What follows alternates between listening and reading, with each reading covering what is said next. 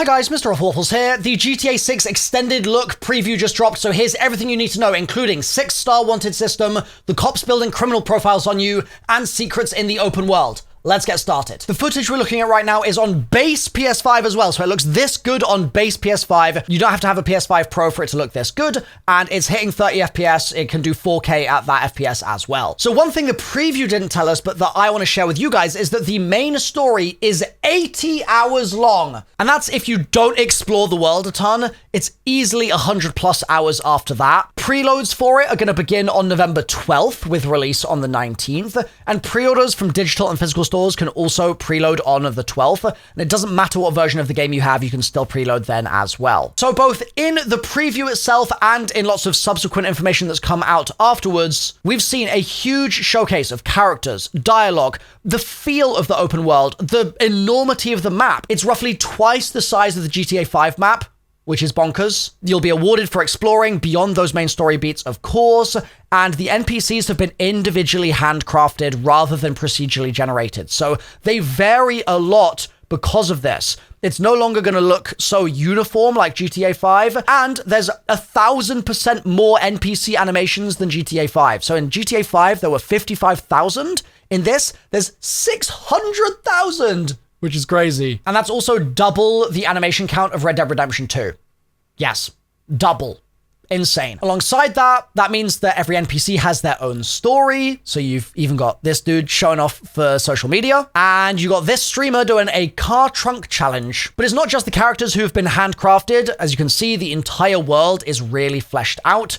According to co-studio head Aaron Garbut, every single room in GTA 6 has been curated by the team. That's environment detailing, scratches on tables, what's on the walls, NPC placements, conversations, appearances, everything. And the NPC density has ramped up as well, so there's so much going on everywhere now. The world is just much more alive. And on top of that, NPCs react in different ways to your actions now compared to before. So in previous GTA games, they had quite simple logic, right? Most of the times, an NPC would see you do basically anything, and they'd get freaked out, right? Whereas now, they're much smarter. Here, our character Lucia puts on a mask and pulls out her gun to go rob this little store, and the NPCs outside the store see what's going to happen, and rather than freaking out in a really dramatic way, they calmly walk away from the situation to try not to draw attention to themselves and put themselves in danger, which is so cool. And there's loads of these sorts of reactions in the game now, so it's a lot more believable the way that the NPCs interact with you. And that goes for the entire world really as well. There's no right or wrong way to play, but you see these consequences coming back to bite you, right? So if you don't have a clean bank robbery or you shoot up cops all over the place, the world is going to get more aggressive as a result. And speaking of consequences, we pet the dog in the trailer, right? Which is like a given. It's a must. You got to pet the dog if you're playing a video game. But there was an option on screen, which you might have missed, to scold the dog instead, which I'm glad we didn't do, right? But it just goes to show, like, they're letting you be mean in this game. Okay, maybe there's meaner things that you could imagine. Or maybe not, you know, honestly. Got to be nice to the dogs out there. So the devs want the world to be interactable and dynamic and more believable, right? And Jason and Lucia live in an apartment, and inside you can interact with items that try to kind of assist that feeling. So you can flip the light switch. You can store food and drink in the fridge, and obviously you can consume those. You can watch TV, and they've made a ton of TV channels with different commercials. You can shave and cut your hair at your house. You can store vehicles in your parking lot outside your apartment. And some of these are things that feel like, yeah, obviously it's GTA, but it's the level that they are taking them to that is going to set GTA 6 apart. Your character's going to get stronger from working out. You're going to gain weight from overeating. You can look disheveled after a long couple of days. There's random NPC encounters like this woman attacking a vehicle, and you can choose to interact and get in there and have a little Miami moment, or you can walk away, right? It's up to you. We've also talked, obviously, in the Collector's Edition about how there are some locations in there that are Collector's Edition specific, but you'll be pleased to know that the base game obviously has tons of stores, barbershops, salons, tattoo parlors, all sorts of stuff. And the game is going to encourage you to try different options when you're getting something like a tattoo. So yeah, you might go to one parlor and get one list of tattoo options, but then you might go down the street and they might have completely different designs just like they would in the real world. Some activities that we've seen and we've also been told about by the devs include rooftop parties, nightlife, jet skis, kayaking, basketball, consuming social media, hanging out with your girlfriend, scuba diving, working out, racing in multiple forms, and obviously that's going to be massive for this game. We can't wait to see what the races look like in more depth, but we've seen dirt bike racing in the extended look, and we've seen streetcar racing. There's robberies. You can literally live stream. There's a shooting range. There's base jumping and fishing, going to the bar, car meetups, plane flying, scooters, drinks on a boat, visiting the zoo, and obviously tons more that we haven't seen yet. Like, it's GTA. The list is just going to go on for longer than I could possibly make this video. Next, let's talk about the main characters and the story a little bit. Let's zoom in there. So in the preview, we get a lot of insight into the dynamic between our main characters, Jason and Lucia. They're kind of a modern day Bonnie and Clyde, right? Except they're in Miami, and Miami makes a big difference, right? So you're doing petty crimes, drug delivery, security details, those sorts of things, and you're sort of stuck doing crimes for whoever wants to pay you, which means you get some quite weird jobs, like taking care of this goofy-ass guy who hired you as security and then ends up kind of ratting you out to some bad guys. Now, one thing that's cool that we saw in the preview is you can lean into the relationship dynamic if you want to, right? So we see some possible hand-holding that is an option for you. You don't have to do it. The game doesn't force that to happen, so you can hold hands there if you choose to. And this is amongst you obviously doing some of these jobs. So, for example, you're tasked by Booby to come pick up some drugs, and then the police come knocking down the doors and they shoot up the place, and so you have to escape. Then you got a getaway, and it's with this guy after he robbed a bank. Then there's the security detail thing that I mentioned also earlier. And in all three of those, we got really strongly written dialogue, at least in my personal opinion. And all the characters seem pretty fleshed out, which is a really good thing to see. I would expect nothing less, obviously, but you never know. But it was really solid here. Now we've got the HUD also, which is worth talking about. It was very minimal here.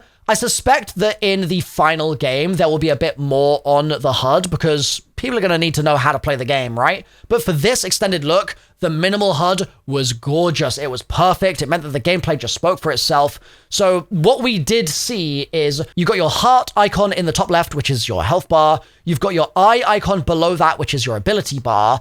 The gun in the top right has your magazine capacity and your reserves, and just a teeny tiny little crosshair. Then when you're wanted, there's obviously a star system, and it's got some interesting new elements to it based on some of the new systems in the game, and we'll talk about those a little later. It's part of your criminal profile, I think. So yeah, that's later in the video. And while you're waiting for that also, make sure to subscribe and click the like button as well. It would really help me out. I'd appreciate it a lot. Now, in a car, your HUD is going to be a bit different. Obviously, you've got things like GPS routing, and when you're in a race, it's going to look something like this. Now, one thing that you might be pleased to hear is that the phone is no longer something that pops up in the bottom right of the screen. Now, instead, when you're using it, the camera zooms into the phone inside Jason or Lucia's hand, and text messages can also pop up as floating HUD elements as well. It's not super clear if this has been kind of emphasized for the preview and it's going to look a little different in the game.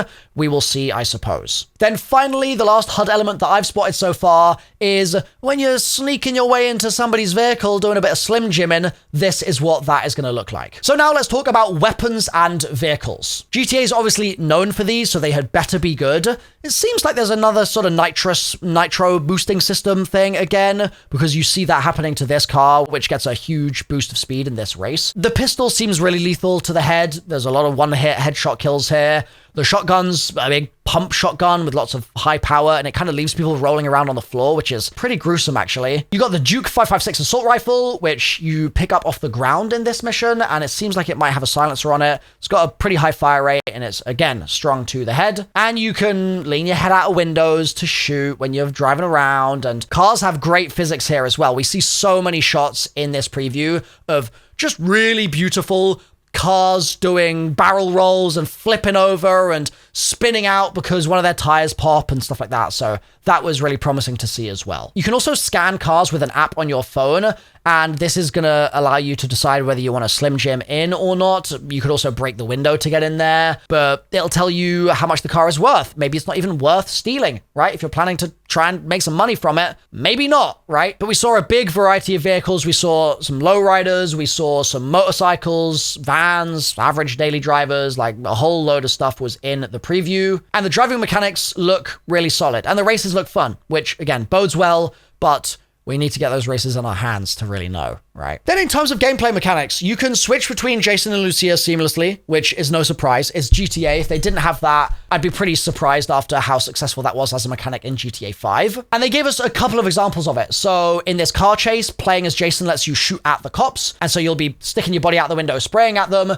But then you can swap over to be Lucia, who's driving the car, and you can obviously take that role. And a nice thing about this is you get a choice as to whether you want to do things with both of them or want to do it alone. So you can hit up that other main character and do a mission with the both of you there, or you can do missions solo if you want to. But it's doing those missions as a couple that is going to enhance your relationship status. So if you want to be real close with Lucia, which I suspect a lot of people do want to be, then they're going to need to be doing those missions with her. Now, there's an ability bar also that charges with time and with combat, and it seems like Jay's ability is to slow down time, but I'm not 100% sure what Lucia's is. Let me know if you've got any theories about that in the comments down below. There's also a focus system that highlights things of interest like collectibles or new mission paths. Now, alongside that, cars have their own trunk storage for things like changes of clothes and weapons that come in handy when you're running from the cops, and you can also call a taxi and have conversations with other passengers during the drive as well.